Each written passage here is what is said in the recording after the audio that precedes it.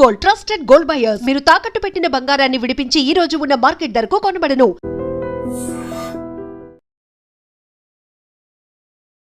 Hello viewers, welcome to iDreams media. Happy life అంటే మనందరికీ ఏం గుర్తొస్తుంది చెప్పండి? ఒక మంచి ఇల్లు, అమ్మ, నాన్న, చుట్టూ బంధాలు, అదేవిధంగా డబ్బులు, సరదాలు, సంతోషాలు. సో ఇవన్నీ మనం అనుకున్న హ్యాపీ లైఫ్. సో ఇల్లు అనేసరికి కూడా మనకి అద్దాల మేడలు, భవంతులు అన్నీ కూడా గుర్తొస్తుంటాయి. కానీ తల్లిదండ్రులను కోల్పోయినటువంటి ఇద్దరు చిన్నారులు విజయనగరం జిల్లా జామి మండలం జన్నివలస గ్రామానికి చెందిన ఇద్దరు చిన్నారుల యొక్క విషాద గాథ తెలిపేందుకైతే నేను జన్నివలస వచ్చేసాను. ఒకసారి నా బ్యాక్గ్రౌండ్ ఉన్న ఇంటిని చూడండి. మనం చాలా మంది సెలబ్రిటీస్, అదేవిధంగా డిఫరెంట్ టైప్ ఆఫ్ హౌసెస్ చూసాము, మంచి మంచి మోడల్ ఇల్లులు చూసాము, అత్యాధునిక వసతులతో కూడిన బిల్డింగ్స్ చూసాం. కానీ ఇద్దరు చిన్నారులు ఉంటున్న ఈ హోమ్ టూర్ మీరైతే చూడడానికి సిద్ధంగా ఉండండి. హోమ్ టూర్ చూపిస్తానన్నాను కదా, ఇంట్లోకి ఎంటర్ అవుతున్నాం. చూస్తున్నారు కదా, మనం ఫస్ట్ చూసేది ఏంటంటే ఒక పెద్ద హాలు, అదేవిధంగా బెడ్రూమ్స్ ఏవి, కిచెన్ ఏవి, బాత్రూమ్స్, అదేవిధంగా చుట్టూ ఉండే బాల్కనీ, బోల్డ్ స్పేషియస్ ప్లేస్. ఒకసారి అంతా ఇల్లు లుక్ వేయండి. అన్ని కనిపిస్తున్నాయి మీకు ఇక్కడ.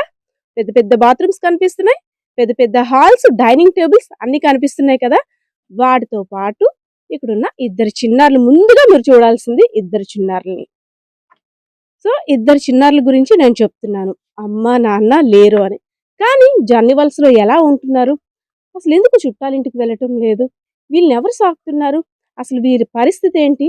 నాకెందుకు ఫోన్ చేశారు రమ్మని, ఒకసారి మేడం రండి మా పరిస్థితి చూడండి అని వాళ్ళతోటే మాట్లాడదాం. మనం పిల్లల యోగక్షేమాలు కనుక్కునే ముందు first of all as a మదర్గా, ఎందుకంటే నేను కూడా ఒక తల్లిని కాబట్టి పిల్లలు అసలు ఏం తింటున్నారో ఏంటో కూడా చెక్ చేసుకుంటాను. అంటే యాజ్ ఏ మదర్గా పిల్లలు ఎలా తింటున్నారో, ఏం తింటున్నారో ఒక చిన్న క్వశ్చన్. అన్నం పాపం వాళ్ళ చిట్టి చేతులతోటి వండుకున్నట్టున్నారు. ఇక్కడ సిలిండర్ అయితే ఏమీ లేదు, కానీ మేబీ ఎవరో ఇచ్చి ఉంటారు. ఇది కూడా ఏదో కర్రీ పెద్దోడు చేసాడంట, అది కూడా కర్రల పొయ్యి మీద. ఓకే, ఏదో పాపం వచ్చి రానట్టు పిల్లలు ఏదో వాళ్ళ కడుపు కోసం, పొట్ట నింపుకోవడం కోసం. హాయ్ చిన్న, ఏంటి నీ పేరు? గౌతమ్. నీ పేరు? విజయ్. ఇక్కడ ఎవరెవరు ఉంటారు? మా ఇద్దరు. మీ ఇద్దరే? ఏమి అమ్మ నాన్న చనిపోయారు. ఎప్పుడు? ఎన్నెళ్ళు ఫస్ట్ ఎవరు చనిపోయారు? నాన్న. మీ చిన్నప్పుడేనా?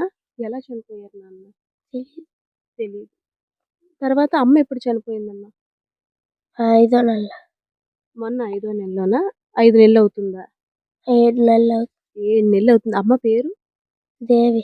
నాన్న పేరు? పైడిరాజు. అమ్మ మిమ్మల్ని బాగా చూసుకునేదా? అన్ని కొనిపెట్టేదా? అసలు ఎలా చనిపోయింది? హెల్త్ బాగాలేదా ఏంటి? హార్ట్ అటాక్ వచ్చేసరి. హార్ట్ అటాక్ వచ్చేసింది. మరి మీరు మీ ఇద్దరిని ఇలా వదిలేసి వెళ్ళిపోయింది కదా అమ్మ. అసలు మీరు ఎలా ఉంటున్నారమ్మా? చిన్న పూరి గుడిసే, అసలు బయట కూడా ఏమీ సరిగ్గా లేదు, కుక్కలు, ఇదంతా చుట్టూ లోన్లీ ఏరియా. భయం వేయట్లేదా మీకు? భయం వేస్తుంది. స్కూల్కి వెళ్తున్నారా? ఏ స్కూల్? ఇది ఎంపీపీ స్కూల్. అవునా? మన తమ్ముడా అన్నయ్య? అన్నయ్య. అన్నయ్య. నువ్వే class చదువుతున్నావమ్మా? 7th class. 7th class. నానా, ఇక్కడ మీ ఇద్దరే ఉంటున్నారు కదా, భయం వేయదా మరి? మరి మీకు బట్టలు ఇవన్నీ ఎలా అమ్మా? అమ్మ అన్ని నేర్పించి వెళ్ళిందా మీకు? బట్టలు వేసుకోవడం అన్ని ఏం చెప్పి వెళ్ళింది మీకు అమ్మ?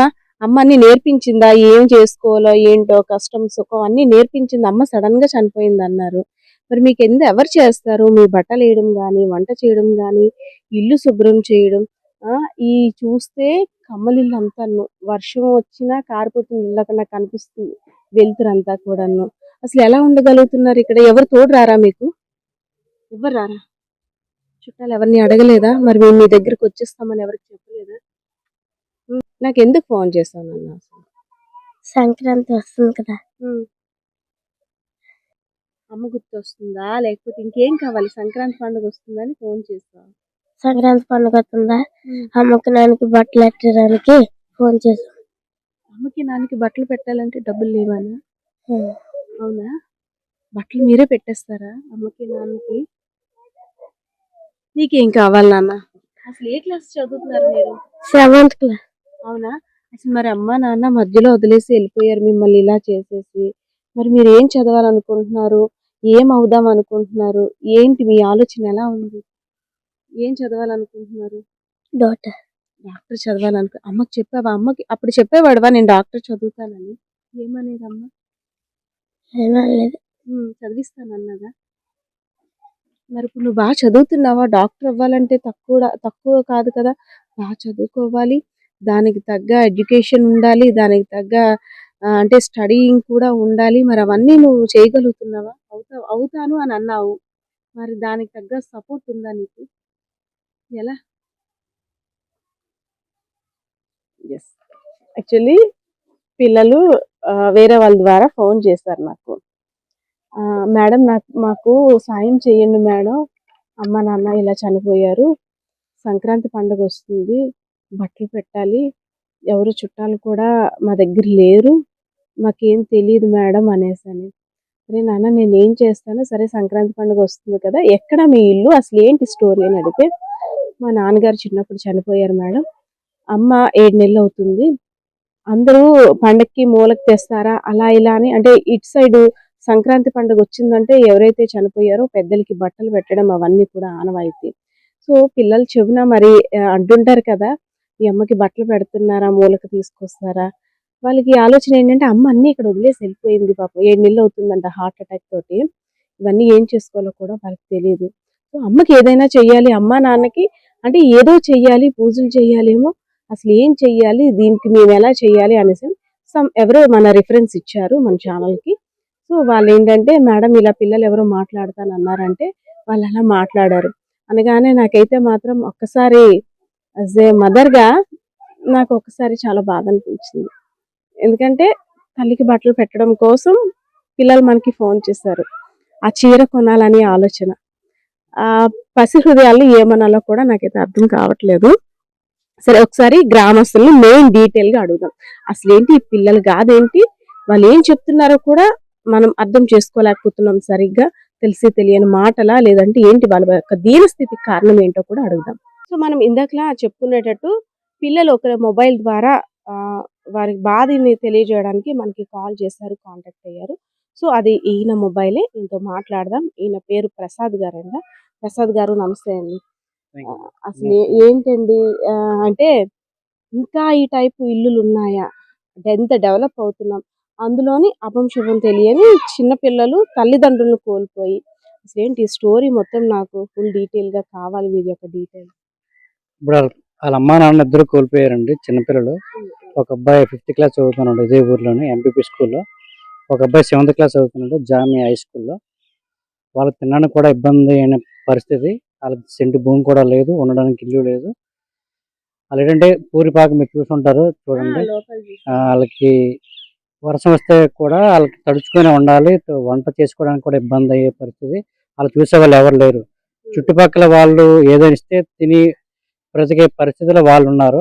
ఒక స్కూల్కి వెళ్తే మధ్యాహ్నం భోజనం అక్కడ అయిపోతుంది, మార్నింగ్ నైట్ కూడా ఇబ్బంది పడుతున్నారు వాళ్ళు. సార్ అంటే వాళ్ళకి చుట్టాలు ఎవరో ఒకరు ఉంటారు కదా సార్, ఇంత పిల్లల్ని చిన్న పిల్లల్ని అంటే ఏదో వాళ్ళ పని వాళ్ళు చేసుకుంటారు, కానీ అమ్మ ఉండేటప్పుడు తల్లిదండ్రులు ఉండేటప్పుడు వేరు, ఎవరో ఒక ఆ నైట్ కూడా పడుకోవడానికి ఇబ్బంది. అందులో సెక్యూర్గా కూడా ఏమీ లేదు. బోరుమని వర్షం వచ్చిందంటే కారిపోతుంది, తార్ప ఫుల్ కప్పేస్తుంది. సో దీన్ని అంటే చుట్టాలు వాళ్ళందరూ ఎలా రియాక్ట్ అయ్యారు వీళ్ళ పట్ల? చుట్టాలు అంటే ఎవరు ఒక రోజు 2 రోజులు చూస్తారు, కానీ కంటిన్యూగా చూసే వాళ్ళు ఎవరు ఉంటారు కదా మేడం. నెక్స్ట్ ఏంటంటే వాళ్ళు చుట్టాలు ఎవరైనా వచ్చి ఏదో చూసి వెళ్ళిపోయి ఏదో చేస్తారు, కానీ కంటిన్యూగా వాళ్ళకి ఇబ్బంది అయితే ఉన్నది.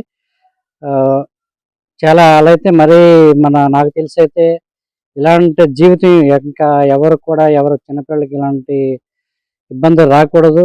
ఒకవేళ దేవుడైన ఉంటే వాళ్ళ సమస్య 10 మందికి తెలిసి వాళ్ళు క్లియర్ చేసే విధంగా చేస్తారని నేను మిమ్మల్ని కోరడం జరిగింది మేడం గారు. మనం ఇక్కడ మెయిన్ పాయింట్ ఒకటి ఆలోచించాలి. అభం శుభం తెలియని పిల్లలు సరే వాళ్ళ స్కూల్కి వెళ్ళిపోతున్నారు, వచ్చేస్తున్నారు అనేసి, కానీ ఈ టైంలోని అసలు తల్లిదండ్రుల యొక్క ప్రాపర్ గైడెన్స్ ఎంత ఇంపార్టెంట్. వాళ్ళకి ఏ చిన్న బాధ వచ్చినా, మనసుకి బాధ కలిగినా సరే, లేదు ఇంకేదైనా సరే, ఇది కరెక్ట్ ఏజ్ అనమాట. అంటే మంచి ఏదో చెడేదో తెలియబోతున్న ఏజ్ ఇదంతా కూడా. అలాంటి సమయంలో పేరెంట్స్ అనేది ఎంత ఇంపార్టెంటో ప్రతి ఒక్కరికి కూడా తెలుసు. అసలు ఈ టైంలో పిల్లల పక్కన పేరెంట్స్ ఉంటేనే చాలా మంది పిల్లలు పక్కదోవ పట్టేస్తున్నారు. ఎందుకంటే నేటి సమాజం కూడా అలానే ఉంది. అలాంటిది ఎవరు లేని దగ్గర పిల్లలు అసలు ఎలా ఉంటున్నారో అంటే వాళ్ళు చెప్పిన దాన్ని బట్టి ఏంటంటే, ఒక పెద్దమ్మ వస్తారు మాకు నెలకు ఒకసారి 2 సార్లు, ఎప్పుడైనా కావాలి పెద్దమ్మ చూడాలని ఉందంటే ఫోన్ చేస్తే వస్తారు. ఆమెతోటి మా బాధ చెప్పుకుంటాము. కానీ మాకు ఎవరైనా ఉంటే బాగుండు, ఒక ఇల్లు బాగు చేస్తే ఎవరో ఒకరు వస్తారు మా ఇంటికి, మమ్మల్ని చూడడానికి, ఎవరైనా ఉండడానికి కూడా సిద్ధపడతారు అనేసి అని అంటున్నారు. సో ఆ పెద్దమ్మను కూడా మనం రప్పించాం, ఒకసారి మాట్లాడదాం. అమ్మ మీ పేరు? నా పేరు కొండమ్మ. కొండమ్మ గారు, పిల్లల్ని చూసాం, మాట్లాడాను. మీరు ఎప్పుడో వచ్చి నెలకు నేను 2 ఎప్పుడో వస్తాను సార్. ఎప్పుడు ఇక్కడ ఉండరు, వాళ్ళిద్దరే ఉంటారు, ఎవరు ఉండరు. వాళ్ళ ఇంట్లో కూడా ఎవరు ఉండరు చేయరు, వాళ్ళ ఇంట్లో అక్కడే ఉంటారు, ఎవరు ఉంటారు. మరి అలా కాదు, పిల్లల దగ్గర ఎవరైనా ఉంటే బాగుంటుంది కదా. చిన్న పిల్లలు ఎలా అయినా సరే ఈ టైంలోని ఎవరో ఒకరు తోడు ఉండాలి, చెయ్యాలి. మరి అడిగితే మీ ప్రాబ్లం మీది చెప్తున్నారు. అసలు మా పిల్లలు కూడా మా పిల్లల దగ్గర నేను కూడా ఉండాలి కదా. వాళ్ళు చూసుకొని ఉంటే అక్కడ అవ్వదు కదా. మీరేం చేస్తారమ్మా? మేము కూలి పని చేస్తాం. మేమంతే అక్కడికి కూలికి వెళ్తాము. వాళ్ళు పోషించడం ఎలాగా, వాళ్ళు ఎవరు అలా చూడరు మేడం. వాళ్ళిద్దరే ఉంటారు, ఎవరు ఉండరు, ఇల్లు కూడా లేదు కనీసం. వాళ్ళు ఎలా ఉంటారు ఏంటో తెలియదు. ఇక్కడ మనం ఒకటి గమనించినట్టయితే ఊరి ప్రజలందరూ కూడా తల్లిదండ్రులుగా అయ్యారు. ఎందుకంటే ఏదైనా చిన్న కష్టం వచ్చిందంటే ఓన్లీ మన ఇంట్లో పిల్లలే కదా అని వాళ్ళు వండుకున్న దాంట్లోని ఇంత తీసుకొచ్చి ఇస్తున్నారు. కానీ అమ్మని అడిగినట్టు పిల్లలు అడగలేరు. అలా అని మనం అమ్మను కూడా తీసుకురాలేం. కానీ గ్రామస్తులు అయితే ఒకటి కోరుకుంటున్నారు, ఒక మంచి ఇల్లు కట్టించినట్టయితే వారి భవిష్యత్తు కోసం ఎవరైనా స్పాన్సర్స్ ముందుకొచ్చి కొంత లైఫ్ ఇచ్చినట్టయితే మా అందరం కూడా ధైర్యంగా ఉంటాం, పిల్లల్ని ఇంకాస్త బాగా చూసుకోగలం. ఏదో అంటే ఇంట్లో మా నలుగురికి వండుకునే దాంట్లో ఎంత గది ఇవ్వగలం కానీ ప్రత్యేకంగా వాళ్ళకంటూ ఇచ్చే స్తోమత మా కుటుంబాల్లో కూడా లేదు. ఇదంతా నిజమే. అంటే మధ్యతరగతి కుటుంబాలన్నీ కూడా ఎవరి కష్టం వారిదే, ఎవరి కుటుంబ బాధ్యత వారిదే. ఏదైనా ఎవరైనా కష్టం అంటే 1 నిమిషము 2 నిమిషాలు, లేదంటే మనం వండుకున్న దాంట్లో ఒక 10% 20% ఇవ్వగలుగుతారు. కానీ రోజు అంటే పిల్లలకి పెట్టడం ఆ కుటుంబ సభ్యులకు కూడా భారమే. సో ఏదైతేనే ఈ ఇద్దరి చిన్నారుల గాథ చూసిన తర్వాత మీ అందరికీ ఏమనిపించింది? ఆపన్న హస్తం కోసం ఎదురు చూస్తున్న ఆ చిన్నారులకి ఎవరైనా స్పాన్సర్స్ ముందుకు వచ్చి ఇల్లు కట్టించినట్టయితే, లేదంటే మేము మంచిగా చదువుకోవాలనుకుంటున్నాం, తల్లిదండ్రులు లేని పిల్లలం కదా, మాలాంటి ప్రాబ్లం ఇంకొకరికి రాకూడదు అనేసి మనం ఆ చిన్నబ్బాయితో కూడా మాట్లాడాం. తను కూడా అసలు ఏం మాట్లాడాలో కూడా, డాక్టర్ అవ్వాలని తన ఆలోచన చెప్పాడు. అంటే మనం ముందు వచ్చేటప్పుడు మా అమ్మ హార్ట్ అటాక్ తో చనిపోయింది కాబట్టి అలా ఇంకెవ్వరు అవ్వకూడదు, ఇలాంటి మాలాంటి పిల్లలందరికీ కూడా మేము సేవ్ చేయాలి అనే ఆలోచన ఉన్నట్టు చెప్పారు.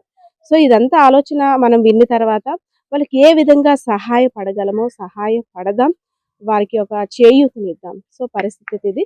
కెమెరా పర్సన్ బాలకిషోర్తో పద్మ, ఐడ్రీమ్స్ మీడియా, విజయనగరం. నిజంగా ప్రస్తుతం ఉన్నటువంటి సమాజం దేనికి ప్రయారిటీ ఇస్తుంది?